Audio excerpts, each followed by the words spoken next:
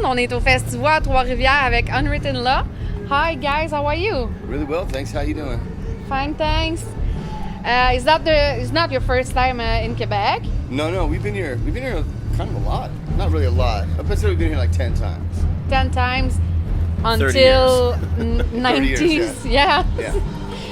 So, do you like Quebec? You like? I love Quebec. Yeah, I love French Canada. It's my favorite part of Canada. I love coming to Montreal. Honestly, I love the architecture there and the food. So, I'm a foodie in my old age. Yeah. So it's kind of the vibe. And you like Quebec? Yes. Don't speak enough French to make it really, really comfortable, but we're trying. But in Montreal, it's a really English town in the too. city, yes. Yeah, absolutely, in the city. Yes. Is that your first time in Trois-Rivières? We did Music for Cancer a couple years ago, which is close. It's Rosemère. It's 1 hour and a half approximately. Yeah. We've also done Montebello Rock And Montebello a couple times. Okay. A few times. Yeah, Montebello. It's 3 hours from here. Yeah. Approximately. So this is our first time here. And if you have one album to recommend for a person who don't know you, which one is the one and why? I think most people would like align themselves with the Black record. It's like the Self-titled, self-titled record. I think it came out at a certain time and had an impact in this particular genre of music. I can honestly say it's probably not our favorite record, but it's a people's favorite record.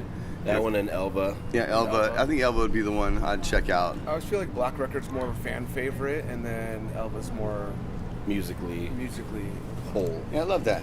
Elva. Okay. And do you have some new stuff? It's not new anymore, but yeah, we had a record that came out in 2022 called The Hum. That one's good too. Check that one out. Yeah, give it a spin. Yeah, that's my new favorite.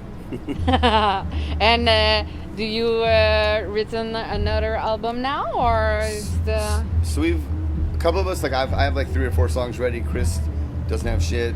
John doesn't have shit, and then Scotty Mac's got a couple songs ready. I think just in this climate, in this day and age, making a full album is hard, is tedious and hard, and it doesn't have the reward per, what's the saying? The reward per return on investment. No, that's not what I was looking for. Fuck it, that'll work.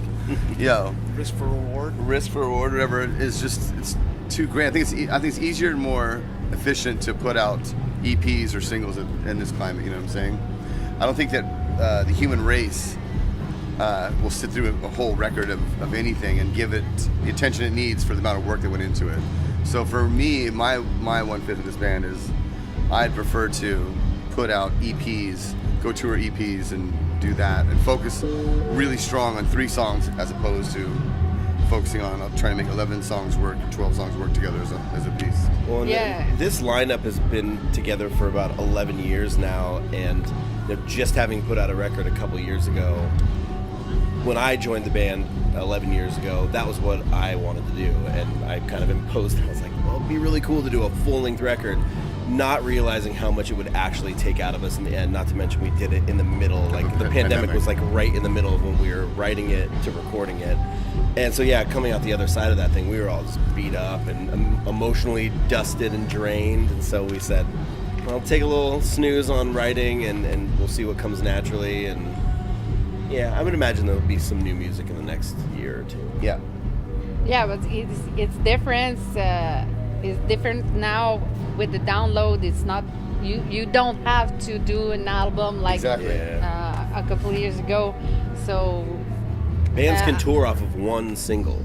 Yeah, they can create a tour around just one single these days. So yeah, a lot of bands made it like that, and a lot of bands prefer to make the EP than a complete album. It's more efficient for business, if you will. Yeah. And do you have one song in a lot of sorry. You're good. Take your time. In all of your songs, do you have one song that you regrets to written? Oh, that we regret writing? Regret. The Blue Room, Oh yeah? the whole record. You got to start somewhere to go somewhere. Oz Factor, no. What songs do I regret? I mean, No regrets, not even a single no regrets. No Yeah, regrets? Nah. That's it. It's all music. It's all fun. We're here for a short time. Who cares? Put it out. You know, if you look back and laugh at it like I do some of it, and you look back and smile at some of the other stuff, and you look back and you're really proud of some other stuff. You know, I don't regret anything. I'm not gonna lie. Yeah. Good. Well said. No regrets. No regrets. Not one. Not a single letter. Not a single letter. If you should add one member to your group, everyone dead or alive, who will it be?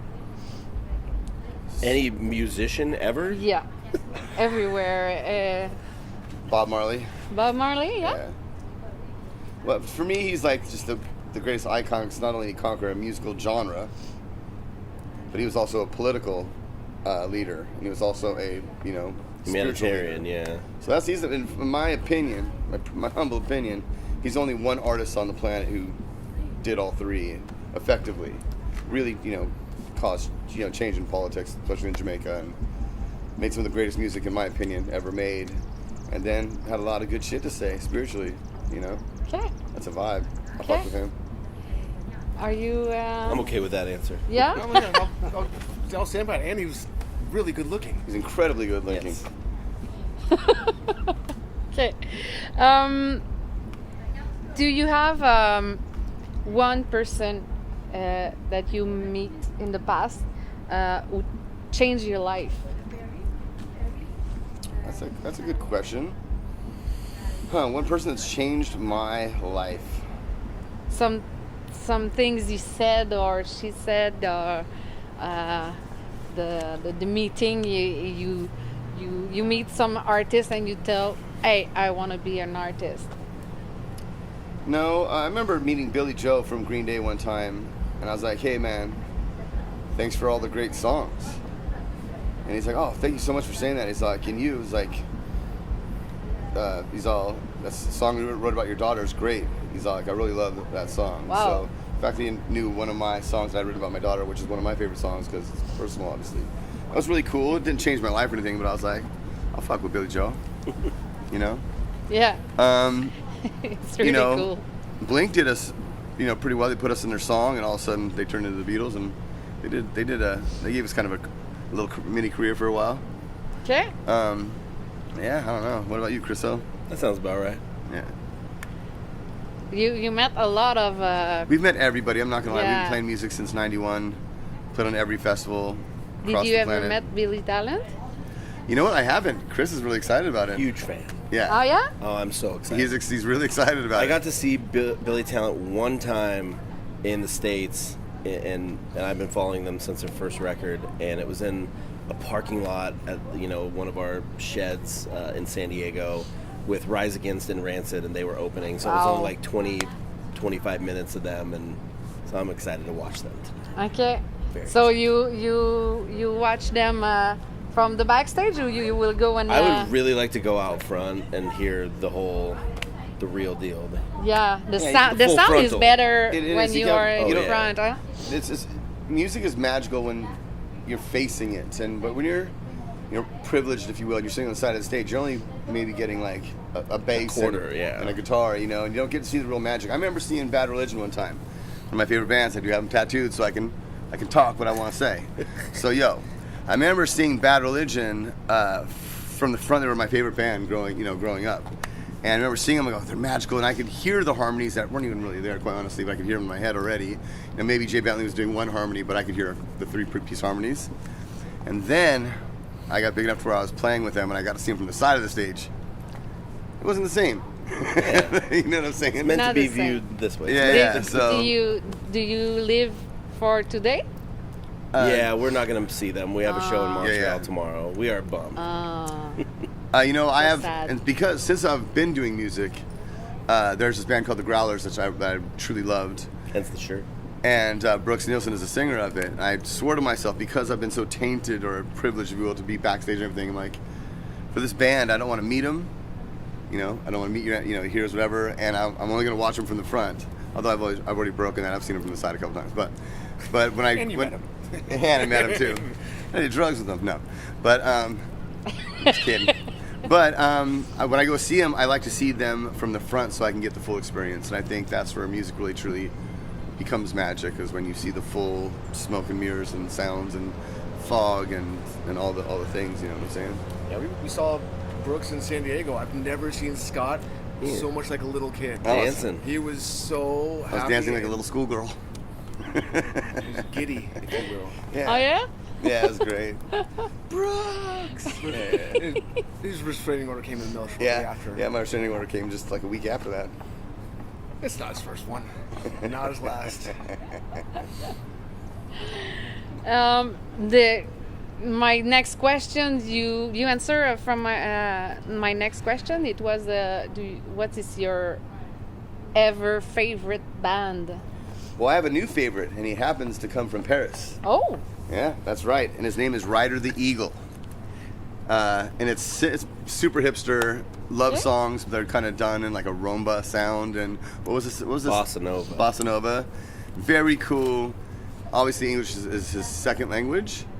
And he sings only in English. And I'm like, I met him. He stayed at my house. Actually, when he was touring through Mexico. I live in Mexico. And when he was coming through Mexico, he stayed at my house. And I'm like, so don't people in France, they don't like English, right? Yeah. He's like, no. I'm like, well, don't you get shit for only singing in English? He goes, yeah, but I don't care. I just thought that was fucking cool. I'm like, he's just a badass. So Ryder the Eagle from Paris, or from Paris, France. Check him out. And obviously the Growlers all day, baby. Who are you really into right now? I don't know. I've picked up a Led Zeppelin habit recently for no reason. That's not a bad thing. Yeah, I was always more of a Pink Floyd person, but No, that's a bad thing. no, Pink Floyd's amazing. Here we go again. I never got it. But I don't know. I like My Chemical Romance. I like Radiohead.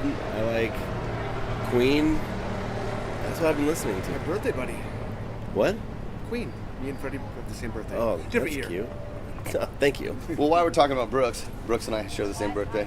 Oh yeah, forgot about That's that. right. And yours? Oh. Well, I've got a 5-year-old at home, so in the car she commandeers my radio every single And day. what's her favorite new band? Oh yeah, his other band, El Funeral, out of Mexico. She said, Daddy, I want to hear the red one. I'm like, okay, I'm not mad at it because I like the music. So a lot of Disney princess stuff is what am forced to listen to. He likes The Clash. But The Clash is probably my favorite band of all time. But back to me. I have a band called El Funeral from TJ. Check it out. El Funeral Music on Instagram.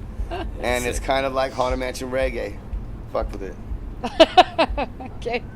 So, thank you guys to come in Trois-Rivières. I told you to have a good show. Thank you. And thanks a lot. Thank you, love. Thank Appreciate you. it. Cheers. Thanks for having us. Be great. Adios, muchachos. Bon weekend.